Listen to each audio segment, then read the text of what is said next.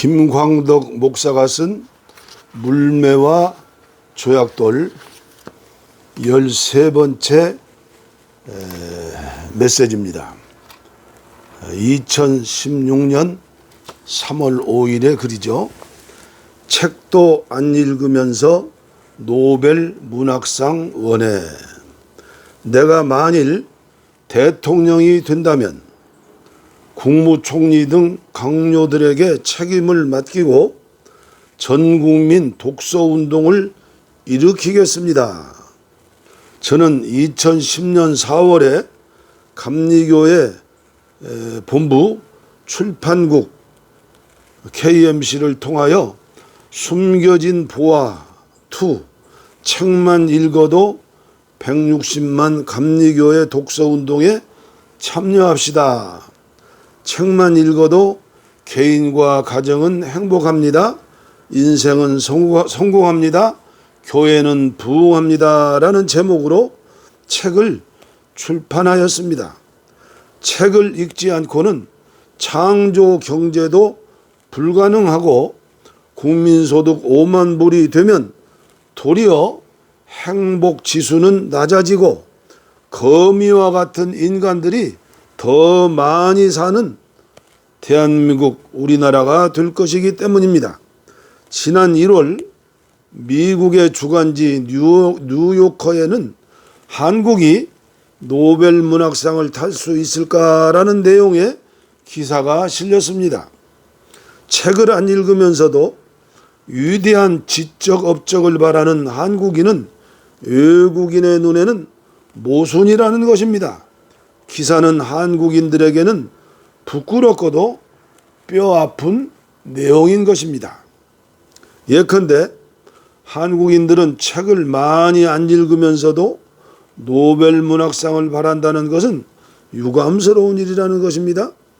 많은 한국 학생이 책 읽기는 시간 낭비이고 그간에 수학 문제 하나 더, 모의고사 문제지 한 장 더 풀어야 된다고 생각한다. 2005년 여론조사 기관 결과에 따르면 한국은 세계 주요 30개국 가운데 1인당 책 읽는 시간이 가장 짧은 것으로 나타났다. 지난해 가을 서울 강남에서 서울국제책박람회가 열렸는데 주최 측은 5일간 40만 명의 관람객이 올 것으로 예상했지만 실제 방문객은 5만 명에 불과했다. 국내에 거주하는 외국인들도 한국 사람이 책을 안 읽는다고 이구동성으로 말한다. 영국 출신의 데이비드 로버츠 성균관대 성균어학원 교수는 영국에는 지하철에서 휴양지에서 책을 읽는 것이 일상화됐는데 한국 사람은 대부분 스마트폰을 하거나 잠을 자더라. 그는 한국인이 너무 바쁘고 경쟁적인 일상에 치여 깊이 생각하고 사유해야 하는 책 읽기는 부담스럽고 즉흥적이고 감각적인 TV 시청이나 인터넷 서핑에 빠져 있는 것 같다고 했습니다. 이런 한국인들이 매년 노벨 문학상에 관심을 보이는 게 이상하다는 지적도 있습니다. 신경숙의 소설 엄마를 부탁해, 황선미의 마당을 나온 남탁, 정유정의 7년의 밤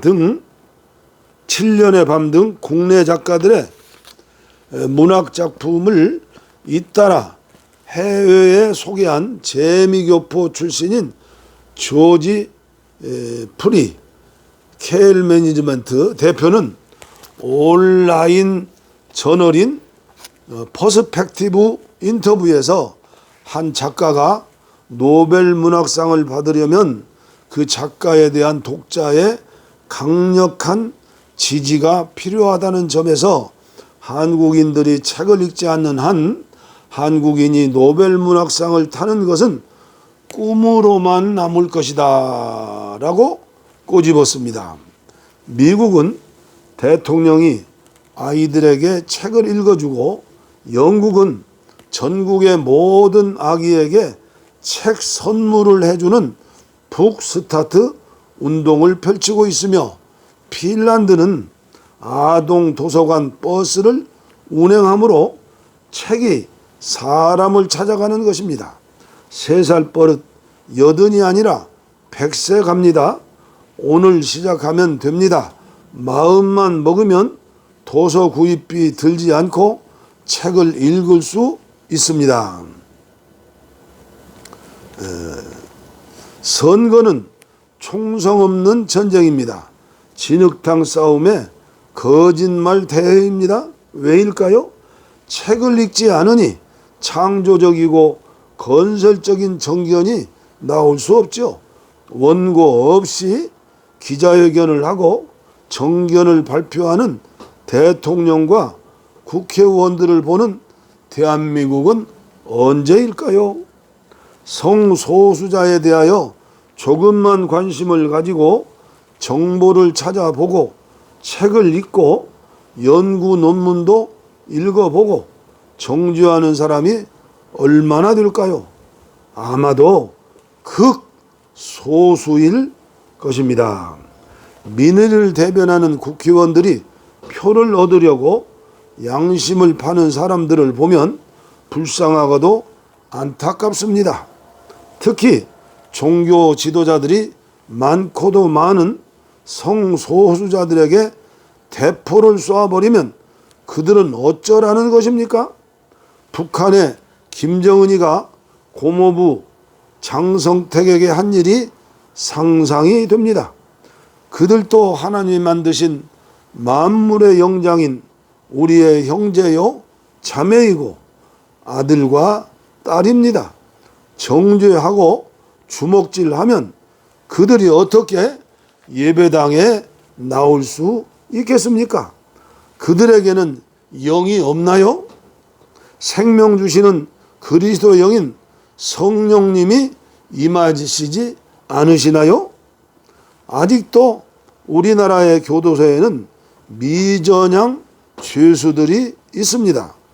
오래전에 극악무도한 지존파들이 서울구치소에 수감되었을 때 그들을 섬긴 경험이 있습니다. 제가 양모 청년을 배당받아서 잠시 동안 섬긴 일이 있죠. 성소수자들은 사상범이나 흉악범들과 다릅니다. 정신병자도 아니고 극히 정상적인 사람들입니다. 태어나기를 그렇게 비정상적으로 태어난 것입니다. 이성애자들과 다르게 태어난 것입니다. 그들이 원해서 태어났습니까? 부모의 죄입니까? 하나님께서는 천국에 가서 질문을 하시고 살아있을 동안에는 사랑해야지요. 사랑하지 못하면 따돌리거나 정죄하지 말아야지요. 성 정체성을 처음 느끼는 청소년 시절에 학교에서 자기들과 다르다고 혐오하고 따돌리는 청소년들이 많다고 합니다. 그들이 어떻게 받아들이고 평생을 행복하게 살 수 있을까요? 학교에서는 선생님들이, 교회에서는 목사님들이, 사찰에서는 스님들이 국립중앙도서관에 하루만 시간을 투자하신다면 복을 받으실 것입니다. 정죄하기는 쉽지만 사랑하기는 어렵죠. 다름을 인정해주는 대한민국이 되기를 소원하고 기도합니다. 우물 안에 개구리는 하늘이 동전만 하다고 하지요. 하나님이 사랑, 주여 은혜를 주시옵소서. 그들의 영혼을 구원하여 주시옵소서. 아멘.